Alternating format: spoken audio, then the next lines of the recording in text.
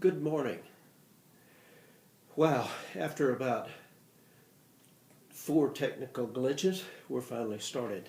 This is the 8th lecture in the second section of History 2303, and we're rapidly getting to the end of the second testing period. I think 2 more short tapes will do it, this one and one other.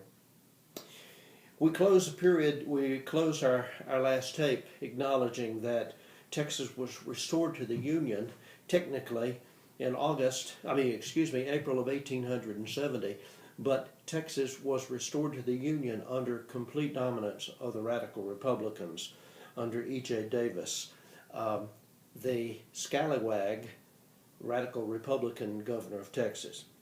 The 12th Texas legislature opened in 1870. It met in regular session in 1870, and it was radical controlled. Twice it was called in a special session in 1871. And 16 of the 30 Texas state senators and 50 of the 90 House members were Davis supporters. So Governor Davis controlled the legislature. During this time, 1870, 1871, in regular session and 2 special sessions, the Davis-controlled legislature passed 5 legislative acts which Democrats in Texas referred to as the obnoxious acts, clearly a veiled reference to the intolerable acts of 1774, which spawned the American Revolution. These obnoxious acts, 5 of them, were very controversial as far as Texas was concerned. The first provided that militia and state police were organized to suppress violence and lawlessness in Texas, but under the direct control of the governor of the state of Texas. In the Senate, when the Senate was considering such a measure, 13 members left the chamber to prevent a quorum from passing that law. All were arrested. 4 were returned to provide a quorum, and the legislature then acted. A second bill, creating a special ranger police force under the governor's personal command, was hotly contested but passed. A third bill allowed Davis greater appointive power over virtually the entire bureaucracy of the state government of Texas. Under the 1869 Radical Republican Constitution of Texas, Governor Davis could appoint all other officials of his administration, from lieutenant governor, every official in the judiciary, every judge.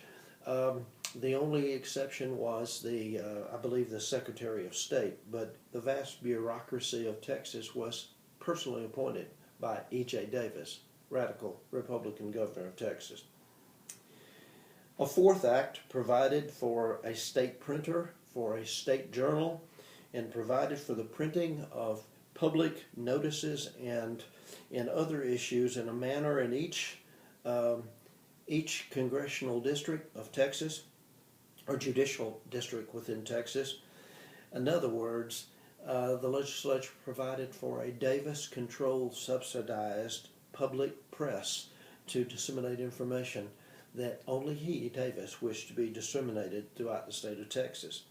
And finally, a fifth act provided for the date of the next regular election, and it set aside a normal election procedure and called for the next general election to be held in November of 1872, thus eliminating congressional elections within Texas in 1870 and state elections in 1871.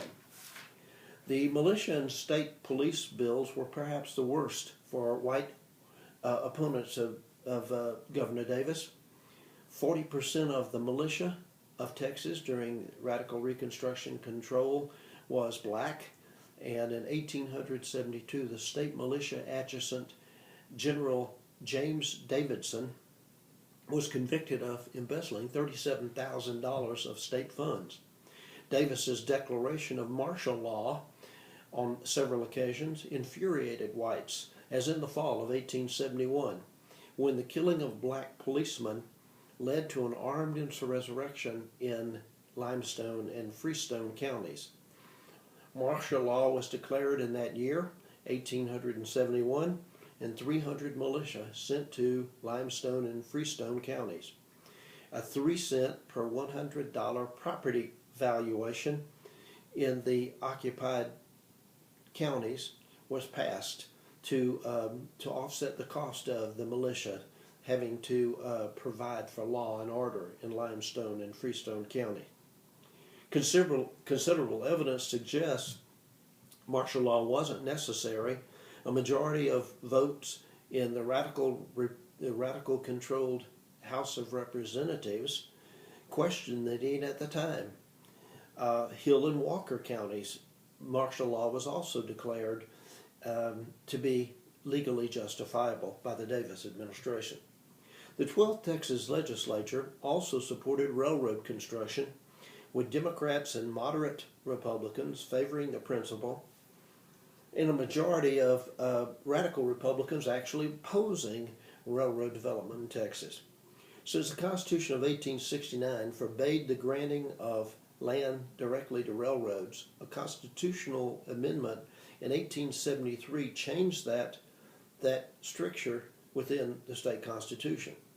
Subsequent legislatures, controlled by Democrats even after Reconstruction, supported railroad construction with land rather than costly state bonds.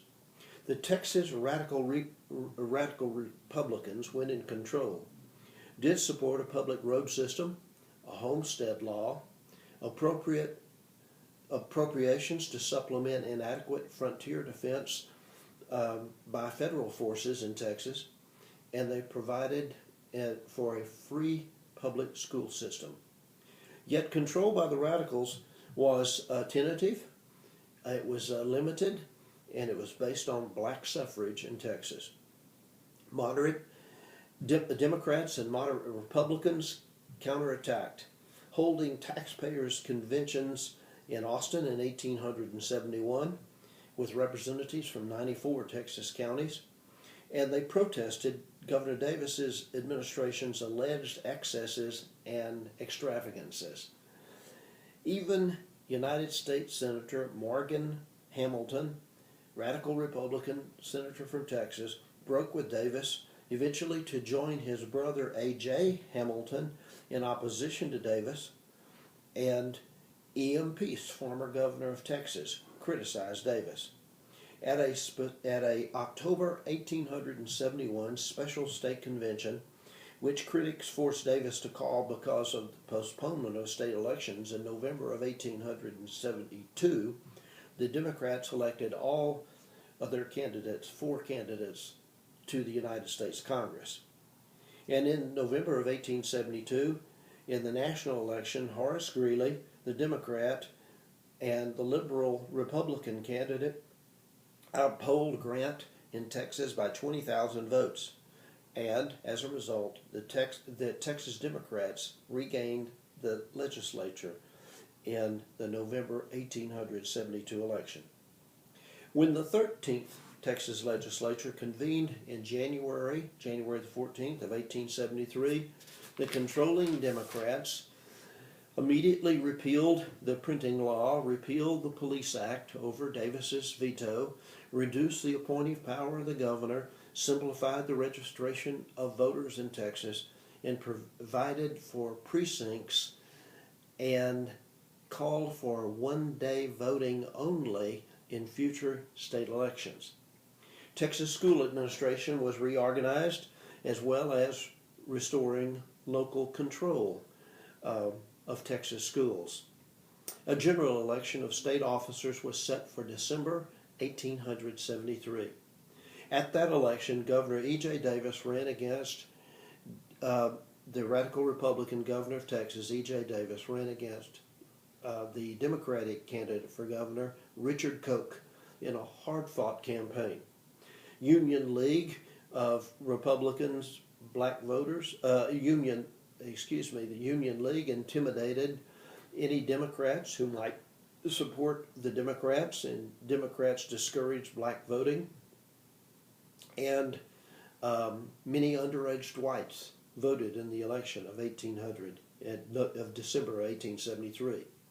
The final total, Koch received 85,000 votes to Davis's approximately 42,000, with Democrats winning all state elections and most county contests as well.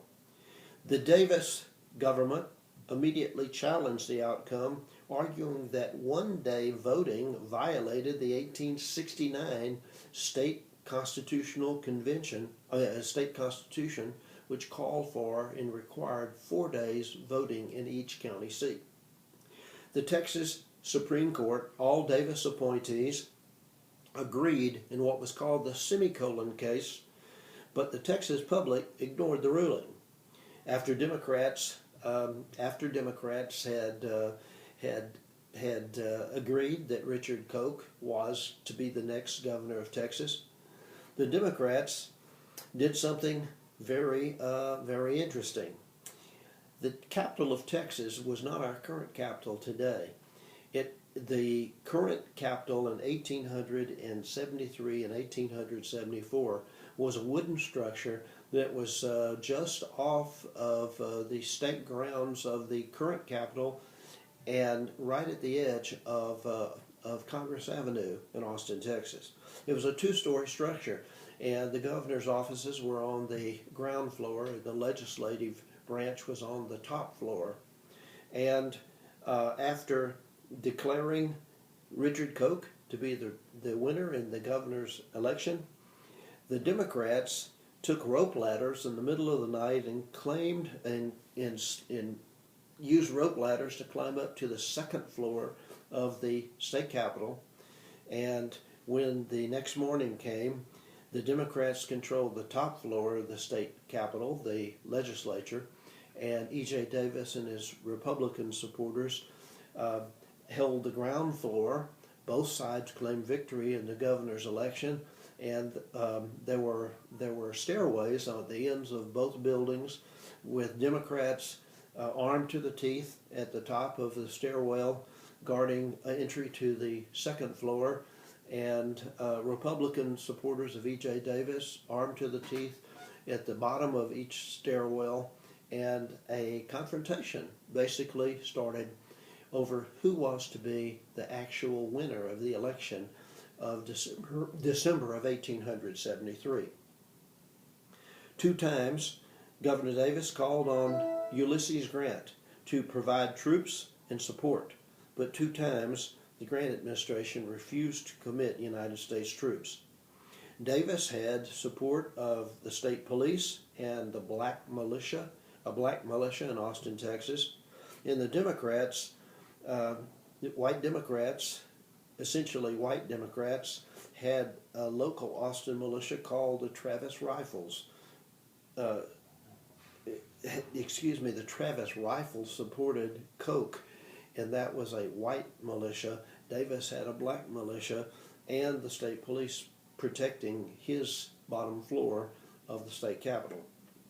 When a second Grant administration reaffirmed Grant's earlier decision not to intervene in the politics of Texas, Davis then peacefully retired, protesting every step of the way, but he retired and gave up radical Republican control of Texas to the, quote, Redeemer Democrats who would sweep back into power under Richard Koch. The reality is that when Governor Davis gave up the office of radical Republican governor of Texas and ended Reconstruction, for several years the former governor lived outside of Austin, Texas, and he was unmarried. He had a niece who headed his household, and on occasion, on Saturdays, former Governor Davis would bring his niece into Austin to do shopping.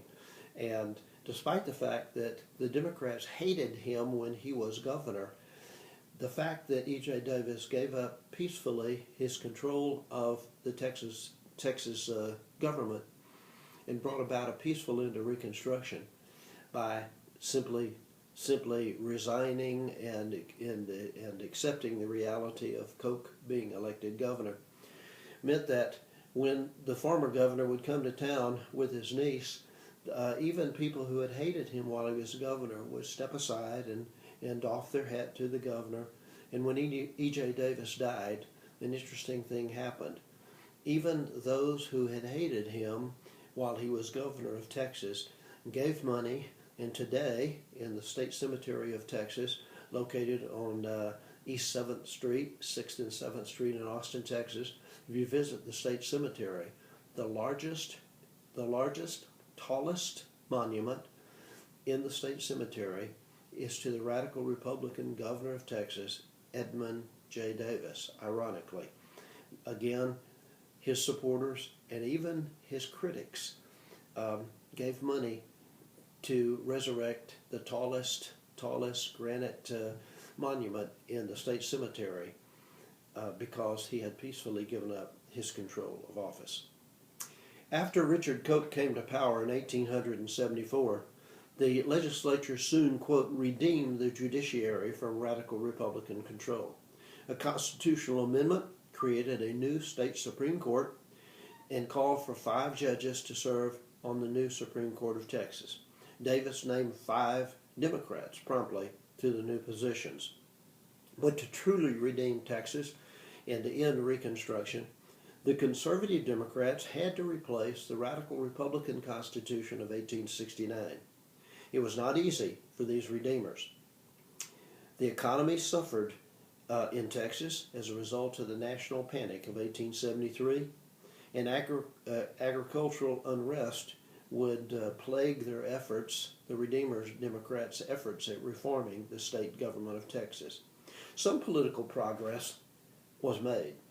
When former President Grant and General Sheridan visited Texas in 1880, they were cordially greeted, particularly after Sheridan had apologized for his earlier remarks about Texas. Sheridan had once famously stated, when he was under consideration for being the military governor of the 5th Military District under radical Reconstruction, he said, if I owned Texas in hell, I'd rent out Texas and I'd live in hell rather than wish to live in Texas.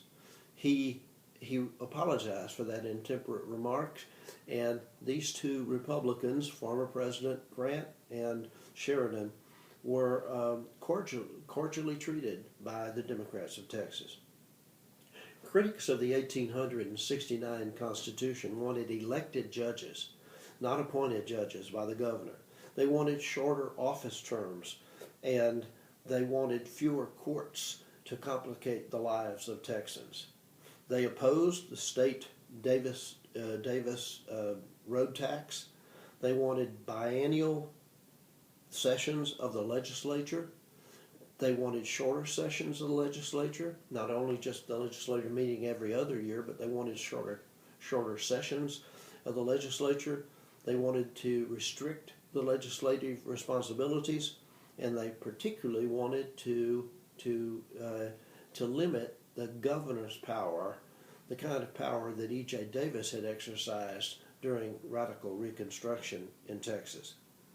After an 1874 legislative attempt to remodel the Constitution failed within the legislature, Koch and the legislature then asked the people of Texas to authorize a state constitutional convention to be held in August of 1875 in Austin, Texas. 3 delegates would be elected from each of 30 state senatorial districts, so there would be 90 delegates. The 90 delegates who convened in Austin in August of 1875 had 75 Democrats and 15 Republicans. So the Democrats controlled this constitutional convention for a new constitution for Texas. Of the 90 delegates, 41 were farmers, 29 were lawyers, 8 had served in the Secessionist Convention of 1861, 19 had served in the Texas legislature, 2 had served in Congress, 1 had been in the Confederate Congress, and 1 had served in President Davis's Confederate cabinet. That was John Reagan of Texas. Significantly, None of these delegates who went to Austin in 1875, none had served in the Constitutional Convention that had created the radical Republican Constitution of 1869, and that's significant. 40 of these delegates were members of the Patrons of Husbandry, the Grange, a farm organization. The delegates who gathered in Austin in August of 1875 were so strapped for money, they were so cheap, that they did not employ a stenographer. They did not print any formal minutes and proceedings of the convention, and they paid themselves $5 a day to serve as delegates, when state legislators were accustomed to receiving a minimum of $8 a day. So these delegates were not interested in making money off of creating a new government. Retrenchment and reform were the two catchphrases of the 1875 convention that would give us a constitution, a proposed constitution of 1876. The proposed Constitution of 1876 eventually took shape, calling for a bicameral, two-chambered legislature which met biannually, every other year. State terms, state senators' terms were cut from 6 years to 4 years, as they are today. The writ of habeas corpus, the right of being able to go before a judge and be told why you had been arrested, was to be inviolate. It could never be suspended. All state officials were, in the state of Texas, except the Secretary of State, were to be popularly elected by the people, not appointed by the governor, as under H.A. Davis. Salaries were cut 20% across the board for all public officials, and 4-year terms of office were cut to 2, reducing Davis's 4-year term down to new 2-year gubernatorial terms. The powers of the governor were severely restricted. Judges were to be elected, and a split judiciary would occur at the top of the judicial system, and we would have 2 Supreme Courts, one for civil law called the Texas Supreme Court, and one for criminal cases called the Court of Criminal Appeals. So we would split our judiciary at the top. The railroads would be regulated, hence the impact of the Grange. And railroads in Texas would be the first corporation to be regulated under the Constitution of 1876. Poll tax provisions were voted down, as was women's suffrage in this very forward-looking Constitutional Convention of 1875. Education was given over to local officials by abolishing the state superintendent's office, eliminating compulsory attendance, and establishing segregated schools for the races in Texas. And so it was that the Constitution of Texas was proposed. The convention delegates, on November the 24th of 1875, by a 53-11 vote, with 16 delegates abstaining, agreed to submit the Constitution for a vote of the people of Texas. The Texas Democratic State Convention voted 674 to 176 to actually table a motion to affirm support, and the Republican Party of Texas, in its state convention, unanimously voted to denounce the new Constitution of the proposed 1876 Constitution. Voters ultimately decided the outcome. The voters went to the polls in a special ratification election and voted 176,000 in support for the Constitution of 1876 and 56,000 against. Limited government was popular as far as the people of Texas were concerned, as it was in the other the other southern states that had been placed under radical Republican control. You see a natural kickback against the years of and abuses of E.J. Davis and the other radical Republican Southern governments after the Civil War. Now, political affairs from 1874 to 1890 were characterized by the same conservatism that went into the drafting of the 1876 Texas State Constitution. The 1878 legislature was indicative of legislatures during the period of the 1870s and the 1880s and 1890s, with businessmen and professional men, including particularly lawyers, dominating, and agrarian interests were very important, i.e. farm interest. More than 90% of the legislators who served after the Democrats redeemed Texas were native-born Southerners, and more than half of the males had served in the Confederate Army, not surprisingly. The overwhelming majority of delegates to the Texas legislature, elected to the Texas legislature, were Democrats, and there were very few blacks, very few Republicans, and very few independents who could gain election to the legislature. Texas Republicans focused their efforts on retaining federal patronage in Texas as long as there were Republican presidents being elected. And during the Gilded Age, we know only one Democrat, Grover Cleveland, was ever elected as president. So Republican presidents gave patronage positions, particularly delivery of mail services in Texas, to their Republican supporters. But the truth of the matter is that there was no viable Texas Republican Party, because the reality is that without support of Texas blacks, and Texas blacks would soon become disenfranchised, the Republican Party would be essentially insignificant. After the death of E.J. Davis, the most powerful Texas Republican to the turn of the 20th century was Norris Wright Cuney, C-U-N-E-Y, the black customs officer, Republican customs officer at Galveston, Texas.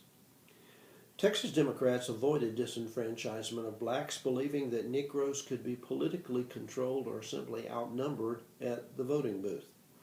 However, on the Gulf Coast and in East Texas, there were 14 counties where blacks were in the majority, and there were 13 others counties where blacks nearly constituted 50% of the population. In Harrison County in 1878, and in Fort Bend County in 1888 and 1889, white Democrats eliminated vestiges of black Reconstruction in those two counties. My county, I grew up in Fort Bend County, and in 1888 and 1889, there occurred the Jaybird Woodpecker War. The Jaybirds were the Democrats, the Woodpeckers were the Republicans and black supporters who still held county control in Fort Bend County as late as 1888. And the Woodpeckers and Jaybirds, the Democrats and the Republicans, had a gunfight, a running gunfight, in the county seat of Richmond. And at that point, Texas was redeemed, and my county was the last county where I grew up as a child, was the last county where the Republicans actually controlled politics on the local level. Texas blacks primarily operated in the Republican Party, but there would be some black participation in the 1870s and 1880s Greenback agrarian political party in Texas. In the 1880s, the Greenback Party was the voice of agrarian reform in Texas. And in the West and the South, where citizens, be it whites or blacks, were essentially poor, working land. Greenbackers wanted inflation to help the farmer pay their debts, because the gold standard was deflationary and very difficult for debtors to pay off their debts. Texas Greenbackers advocated inflation, an income tax, better schools, reduced salaries for state officials, the regulation of railroads, etc. And in 1878, Texas Greenbackers elected 2 state senators and 10 representatives to the state legislature. In 1882, the Greenbackers fused politically with the Republican Party in Texas. Though unsuccessful, this move frightened Democrats, and by 1884, the Greenbackers were on the decline in the state of Texas. Throughout this time, conservative Democrats remained in power in the state of Texas. Former Confederate General Samuel Bell Maxey of Texas served as a United States Senator representing Texas in the U.S. Congress from 1874 to 1877. Richard Koch, re-elected governor in Texas in 1876, resigned in December of 1876 and entered the United States Senate, where he served until 1895. In the 1878 governor's race, Governor Richard Hubbard sought renomination against J.W. Throckmorton and W.W. Lang, who was Lang, L-A-N-G, who was a master of the Texas State Grange. A deadlocked Democratic convention turned, however, to Texas Supreme Court Judge Orrin Roberts, whose nickname was Old Alcalde.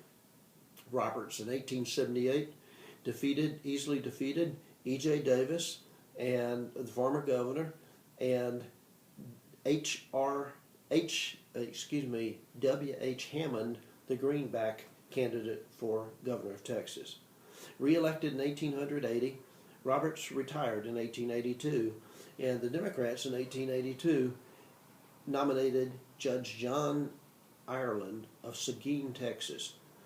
He was a farmer, know-nothing, a former colonel in the Confederacy, nicknamed Oxcart John because of his steadfast opposition to the development of Texas railroads. In 1882, John Ireland's opponent was an independent, one of the best independents ever in the second half of the 19th century, and that was George W. Wash Jones of Bastrop. Jones had been a pre-war Unionist in Texas, but then he served as a Confederate colonel. He then was elected as Lieutenant Governor of Texas in 1866 and 1867. He was elected to Congress as an independent in 1878, re-elected to Congress as a Greenbacker in 1880.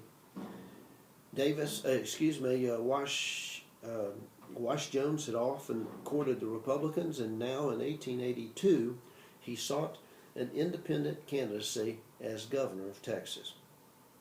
Wash Jones was honest, he was awkward, he was kind and earnest, humorous and shrewd, but straightforward. Jones lost to the colorless John Ireland both in 1882 and in 1884. In 1886 and 1888, with railroad backing, former Confederate and Texas Ranger Lawrence Ross easily won the governorship of Texas. Fear of another Reconstruction, potentiality of another Reconstruction bringing blacks into power, and fraud and ballot box stuffing sometimes aided Democratic candidates until 1891, because there was no voter registration in Texas, and so the Democrats would do what they needed to do to maintain power. But the lack of primaries also allowed Texas nominating conventions to be manipulated.